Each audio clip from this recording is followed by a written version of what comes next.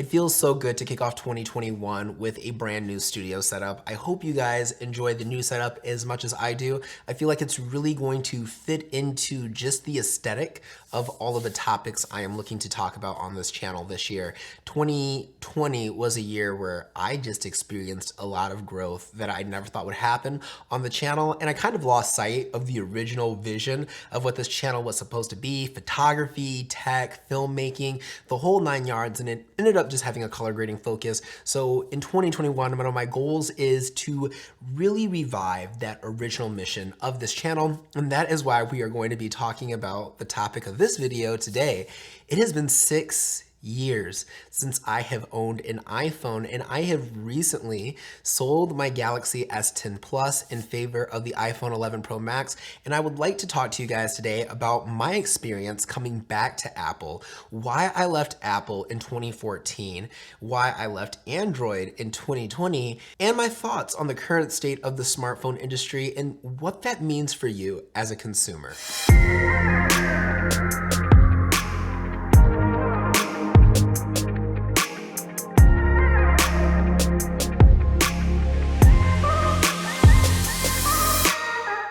If you guys are new to the channel, be sure to hit that subscribe button and turn on those post notifications. I am so grateful for all of you guys who choose to support me throughout this YouTube journey of mine, and I can't wait to continue the journey with you along my side. So let's talk about my experience coming back to iPhone after 6 years. Like I said, my last iPhone was the iPhone 6 Plus, and I really did like the phone. I was a staunch Android supporter before that. I had, what was my first Android phone? It was the HTC Amaze. That was my first Android phone. And that's actually when I fell in love with HTC. HTC made me really the Android fanboy that I am today. So it was with HTC, then to the Galaxy Note 3. That was my next smartphone. A few more HTC phones in there, the HTC One S, the HTC One M8, had all of those. And then finally in college in 2014, I got the iPhone 6 Plus because my roommate had an iPhone 6 Plus and it just looked cool, and I was getting bored with my Android phone. So I made the switch, and of course I left shortly after that, and now I'm back. So what's it like? I want you guys to think of it kind of like whiskey. I'm gonna give you this analogy in a second, but I can't say that I feel like I have a completely different iPhone from the iPhone 6 Plus that I had before. There are some major improvements overall to the software, but it doesn't feel like a completely different phone. And like I said, this whiskey analogy, right?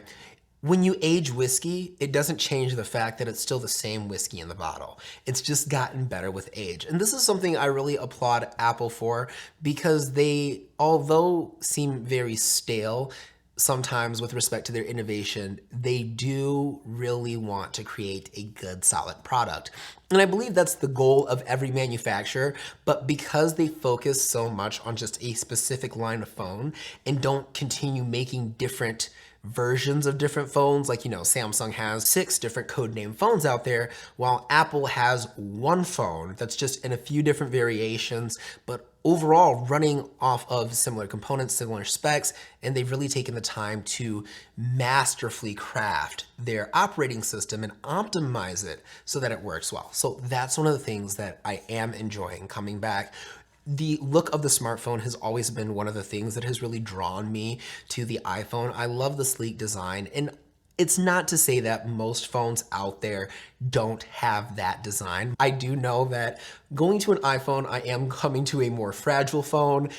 My favorite phone was the HTC One M8. That thing was indestructible. I've seen videos where they've thrown it out of moving trailers and moving buses and stuff, and it didn't break. While my iPhone motto is you only drop once, and then you gotta go take it in to get it fixed. But it does feel like a really, really nice phone. The form factor overall feels nice, especially when you don't have a case on it. It just feels great in your hand overall. I don't really use my phone for much outside of just keeping myself on track with respect to my calendar app, checking emails, watching YouTube, and playing a few games here and there. My smartphone life is actually pretty minimalistic.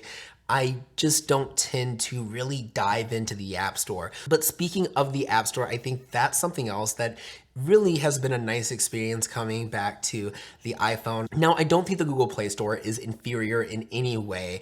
It's not like it used to be when these platforms were new and Apple had that motto, there's an app for that. Well, now there's an app for it on Google too. Where I think Apple has a leg up is that the optimization, again, of their smartphones makes it easier for app developers to really fine tune their apps to one specific device and really just kind of master that over time. So these apps have an ability to get better with not only age, but even as they continue to learn information on app design, and then a new developer comes along, they're able to, just kind of get on board, start off with a really good product because again, it's so optimized and they only have to worry about one phone. Whereas the Android operating system caters to multiple different manufacturers with multiple different phones, with multiple different pieces of equipment.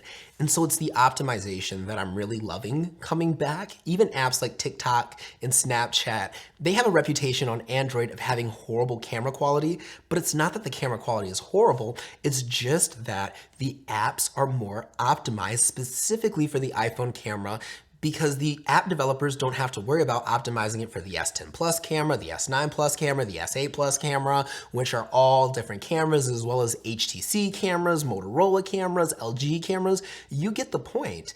There's a lot more to try to optimize on Android, so there's just kind of this blanket it'll work mentality with respect to app development over there, at least in my personal opinion. So the optimization of apps is really my favorite thing. And the last thing I want to talk to you guys about, we've already talked about it a little bit, is the camera. That was the main reason I came back. We're going to talk about that in a second, but I'm just in love with the camera. The images out of here just feel so organic, and I love the feel of them. I love how they edit. I love the Visco app on the iPhone specifically. That, not gonna lie, was one of the reasons why I decided to come back to iPhone again. But just props to the developers at Apple for that. So we're gonna get into that camera stuff in a second, but let's talk about why I left iPhone in 2014. Simply put, I didn't feel that the next generations of iPhone were worth it. I did leave around the time when the iPhone 7 came out, so I kept the phone for about maybe a year or so, I should say, a year or so, but I didn't feel like as those new phones were coming out, it was worth the upgrade. Apple is really about these incremental updates, and it does frustrate me because I don't ever feel the incentive to want to upgrade. And it's a shame that they've kind of defaulted to practices where they're going to make your old phones run bad by doing something to them through an update. That's kind of sad when you have the ability to innovate. Again, that's a video for another day, but that's what really kind of ushered me back into the world of Android. Now, again, I was no stranger to Android. I left for the customization aspects. We've had widgets on Android ever since Android came out. That's just something that came to iPhones. And a lot of the features that the iPhone has gotten now, again, I was used to on Android. But again, it was the boredom that I got with the iPhone that made me leave. It was like, oh, this was fun for a year. Now let me get another phone, which really is the moral of the story to this entire point of my video that's coming up. Now, why did I leave Android? Well, it's the same thing. My notice of the trends in the tech industry have been that a lot of manufacturers are taking the Apple approach where these updates to their phones are more evolutionary than revolutionary. They're very incremental updates. And that's okay because I can see why a company would want to refine the product, but it feels like we're getting to a point where they just want to start stretching profit margins. Like that's their big goal. And I've seen a lot of smartphones come out with just things that are like, why would you do that? And the only reason that I can come up with is for a price point. Things like getting rid of chargers, getting rid of ports, trying to get you into like those micro transactions of, hey, buy my phone and then buy everything else in the ecosystem as well. Oh, you're not gonna do that? Well, then we're just gonna take it away. And if you want it, which we know you do, then you're gonna have to buy this. Again, another video for a different topic, but the reason why I left the iPhone in general, and the reason why I left Android again this time is because I was bored. This brings me to the state of the industry. Boredom. I feel like smartphone releases are not necessarily as like wow as they used to be. I remember the days here on YouTube of just watching phone dog reviews and being able to criticize the innovation. And I guess looking back at it, maybe I shouldn't have criticized it because I liked it. I would always criticize things like Samsung's TouchWiz. I was not a Samsung fan, and I felt like TouchWiz felt like a Fisher-Price toy overall. All of the features were gimmicky.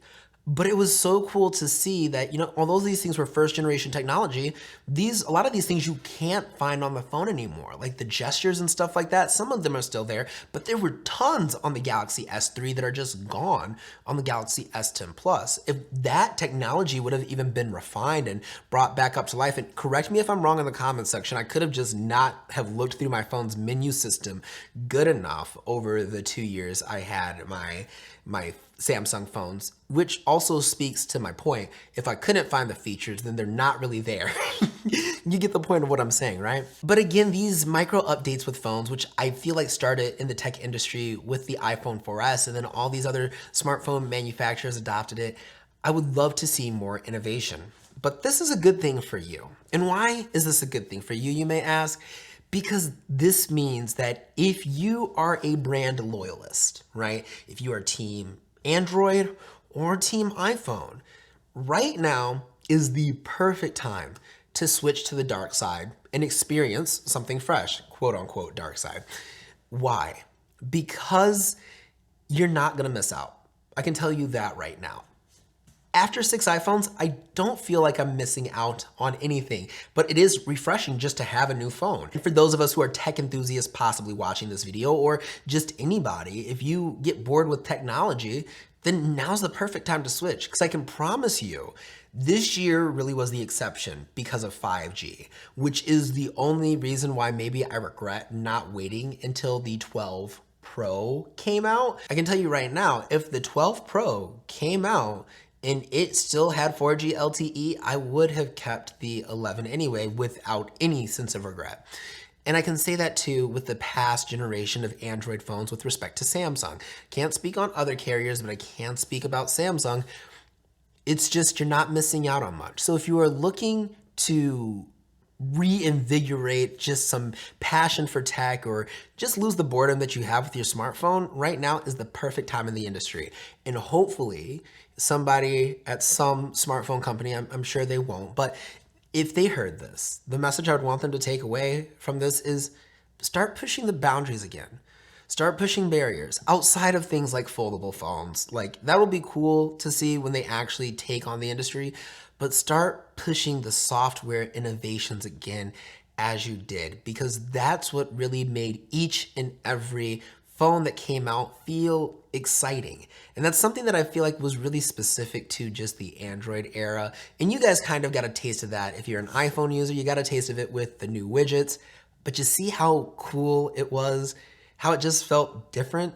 Let's bring back those days. Anyway, guys, that is it for this video. Let me know if you made it to the end by dropping me a comment down below, letting me know what are your current thoughts on the smartphone industry, or let me know, are you considering switching platforms by chance? Be sure to hit that like button if you already haven't. And again, if you haven't done it, hit that subscribe button and turn on those post notifications if you have not. Follow me on my social media. The links are in the description down below, as well as the YouTube fam. Their links are also in the description down below. My beautiful people, if you guys are ever feeling uninspired, uncreative, or just want to give up on life, remember, every day, airplanes take off against the wind. Keep climbing, stay inspired, guys. And as always, stay fabulous. My name is Sydney, and I will see you guys next time. Peace out.